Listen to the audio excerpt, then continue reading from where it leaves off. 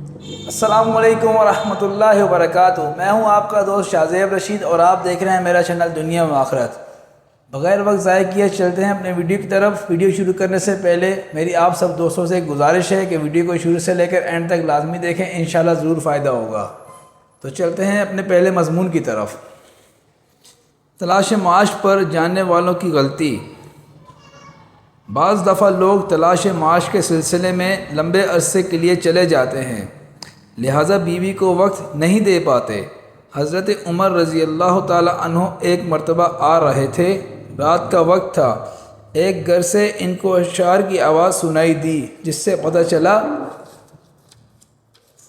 کہ جوان بیوی اپنے خاوند کی محبت میں شعر پڑھ رہی تھی۔ چنانچہ وہ گھر آئے اور ام المومنین سیدہ حفصہ رضی اللہ تعالی عنہ سے پوچھا کہ مجھے بتاؤ کہ ایک عورت اپنے میاں کے بغیر کتنا وقت آرام سے گزار سکتی ہے؟ انہوں نے کہا، جتنی اللہ تعالیٰ نے عدت متعین کی ہے، یعنی 4 مہینے 10 دن کی بات ہے۔ چنانچہ حضرت عمر رضی اللہ تعالی عنہ نے قانون بنا دیا کہ ہر مجاہد جو جہاد پہ جائے گا 4 مہینے کے بعد بالآخر گھر آئے گا اور اپنی بیوی کے ساتھ کچھ وقت گزارے گا۔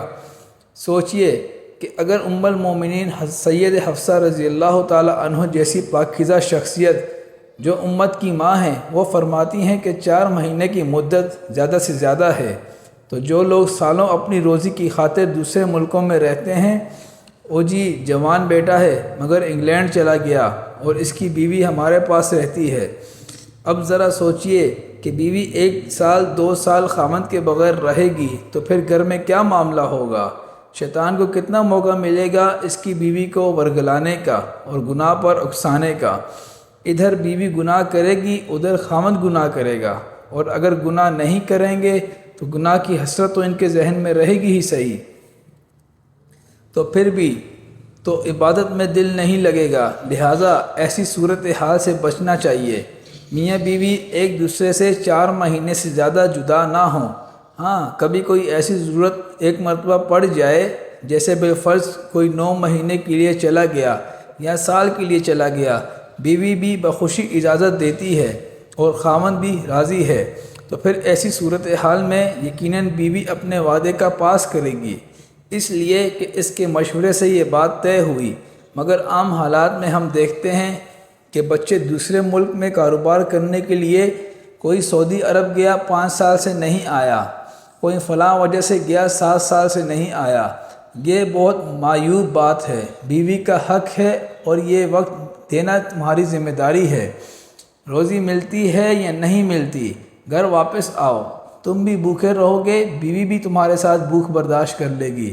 اسے تمہاری ضرورت ہے، اسے مرغن غذاؤں کی ضرورت نہیں۔ لہٰذا اس بات کو بھی ذہن میں رکھنا چاہیے اور یہ خطرناک غلطی کبھی نہیں کرنی چاہیے کہ انسان اپنی بیوی کو وقت نہ دے۔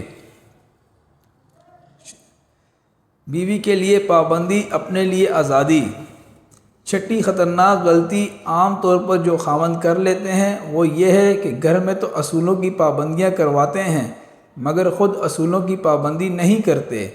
یہ بہت بڑی غلطی ہے۔ بیوی کو تو کہیں گے کہ تم نے کزن سے پردہ کرنا ہے، کزن سے بات نہیں کرنی، لیکن جب اپنی کزن آتی ہے تو پھر پردہ نہیں کرتے، خود اس سے ہنس کر باتیں کرتے ہیں۔ بیوی کو کہتے ہیں کہ تم نے نامحرم کی طرف دیکھنا بھی نہیں، اور خود بیوی کی موجودگی میں نامحرم لڑکیوں کو للچائی نظروں سے دیکھ رہے ہوتے ہیں۔ پھر یہ جھگڑا نہیں بنے گا تو کیا بنے گا؟ اصول سب کے لیے ہے۔ اگر اصول بیوی کے لیے ہے تو اصول آپ کے لیے بھی ہے۔ مجھے کیلیفورنیا میں ایک ایسی ہی خاتون ملی جو نیک تھی اور اس کا خاوند اس کو مکمل حجاب میں رکھتا تھا مگر اپنے لیے آزادی۔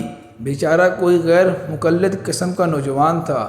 بیوی کو کہتا کہ تمہارے لیے حجاب کا حکم ہے۔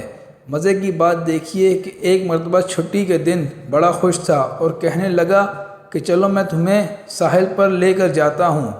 اب وہ اسے ساحل سمندر پر لے کر گیا، ہاتھ میں دستانے پہنائے اور پورا نقاب والا برقع پہنایا، پاؤں میں جرابیں پہنائی، تو بیوی کو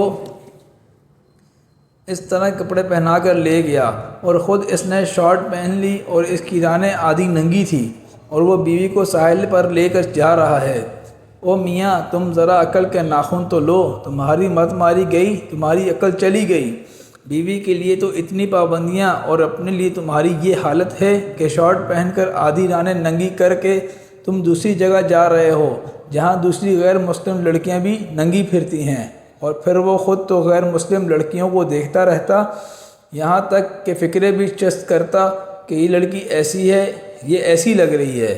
اب سوچ سکتے ہیں کہ اس کی بیوی کے دل پہ کیا گزر رہی ہوگی کہ مجھے تو اس نے یوں قید میں بٹھا دیا ہے، اور خود انگریز لڑکیوں کو فقط چند انچ کے کپڑوں میں جو وہ نہاتے ہوئے پہنتی ہیں ان میں چلتے ہوئے دیکھتا ہے اور پھر کمنٹس بھی دیتا ہے، اس کی چال ایسی، اس کی شکل ایسی، اس کا فلاں ایسا۔ تو یہ تو خاوند کی انتہائی بیوقوفی ہوتی ہے۔ بہرحال یہ ایک بات سمجھنے کی ہے کہ جب بھی انسان گھر میں اصول بنائے تو اصول سب کے لیے ہونے چاہیے۔ اگر بیوی کے لیے اصول ہیں تو خاوند کے لیے بھی وہی اصول ہونے چاہیے۔ اگر خاوند پابندی نہیں کرے گا تو پھر بیوی سے پابندی کی کیا توقع کر سکتا ہے کہ بیوی کو تو کہے کہ تم نیک بن کر رہو اور خود بیٹھا ہوا کیبل دیکھ رہا ہو یا بیٹھا ہوا نیٹ کلب کی فلمیں دیکھ رہا ہو، پھر تو گھر کے اندر جھگڑے ہی ہوں گے، لڑائیاں ہی ہوں گی۔ لہٰذا یہ غلطی بھی کبھی نہیں کرنی چاہیے۔ نکتہ چینی کی عادت۔ ساتویں خطرناک غلطی جو عام طور پر خاوند کر لیتے ہیں وہ یہ ہے کہ بیوی کی چھوٹی چھوٹی باتوں پر نکتہ چینی کرتے ہیں، حتیٰ کہ یہ نکتہ چینی یہاں تک بڑھ جاتی ہے ہر وقت بیوی کو شک کی نظر سے دیکھنے لگ جاتے ہیں۔ یہ شک ایک مرض ہے۔ اگر کسی کو یہ مرض لگ جائے تو وہ پھر ہوا پر بھی تنقید کرنے لگتا ہے کہ اس وقت یہ کیوں چل رہی ہے، میری بیوی کو کوئی پیغام تو نہیں لا کر دے رہی۔ ہم نے تو یہاں تک دیکھا کہ شک والے بندے کا حال اتنا برا ہوتا ہے کہ اس کی بیوی اپنے سکے بھائی سے بات کرتے ہوئے مسکرا پڑتی ہے تو خاوند کے دل کے اندر شک پڑ جاتا ہے کہ یہ سکے بھائی سے مسکرا کر باتیں کیوں کر رہی ہے۔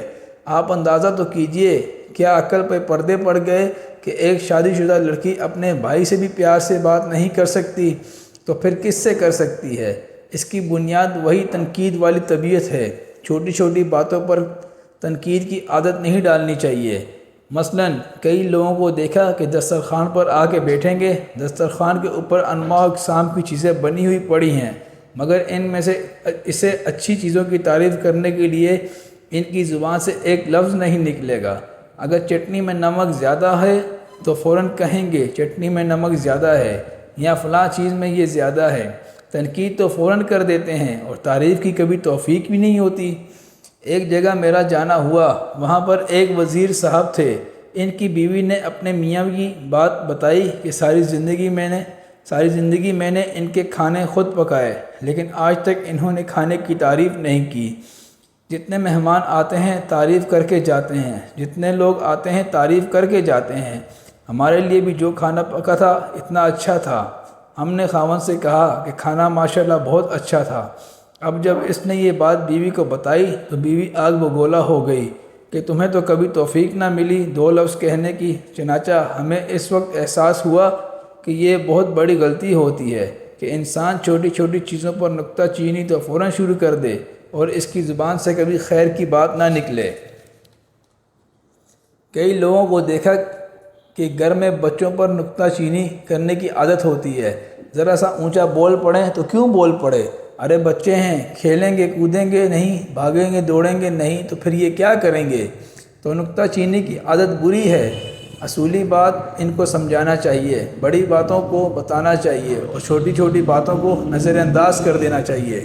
خاوندوں کو کچھ چیزیں برداشت کر لینی چاہیے، چھوٹے بچوں کی باتیں یا بیوی کی ایسی باتیں برداشت کرنی چاہیے۔ ہاں کوئی بڑی بات ہے جو اصولوں کے خلاف ہے یا شریعت میں گناہ ہے، اس پر تو واقعی ایکشن لینے کی ضرورت ہوتی ہے، مگر معمولی باتوں میں نکتہ چینی یہ تو واہیات سی بات ہے۔ چنانچہ یہ بھی بری بات ہے کہ انسان ہر وقت نکتہ چینی کرتا رہے اور دوسروں کو شک کی نظر سے دیکھتا رہے۔ تو اپنے مضمون کے اختتام یہیں پہ کرتے ہیں۔ ویڈیو پسند آنے کی شروع میں میری ویڈیو کو لائک کریں، دوستوں کے ساتھ شیئر کریں اور میرے چینل کو سبسکرائب کرنا نہ بھولیں۔ نیکسٹ ویڈیو تک کے لیے اجازت دیجیے۔ اللہ حافظ۔